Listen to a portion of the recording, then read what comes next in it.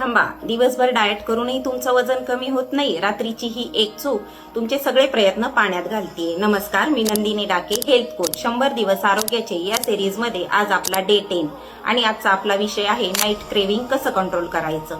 मुळातच आपल्याला रात्रीची भूक का लागते? दिवसभर पोटभर न जेवल्यामुळे सततचा ताणतणाव, चहा कॉफी पिणे, हार्मोनल बदल, रात्री उशिरा झोपण्याची सवय यामुळे आपल्याला रात्रीची भूक लागते.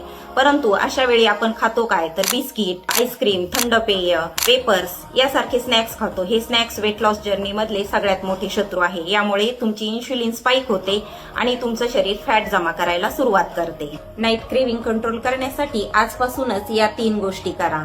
सगळ्यात पहिली गोष्ट, दुपारचं जेवण पोटभर करा. रात्रीचं जेवण हे सूर्यास्ताच्या आसपास किंवा झोपण्यापूर्वी 3 तास आधी करा.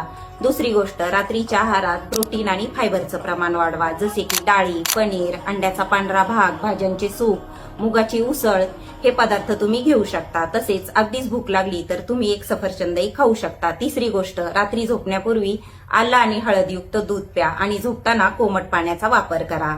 हा व्हिडिओ अशा मित्रमैत्रिणींना पाठवा ज्यांना नाईट क्रेविंग होतात. अधिक फ्री टिप्ससाठी तुम्ही मला DM करा आणि नेक्स्ट व्हिडिओसाठी नक्की फॉलो करा.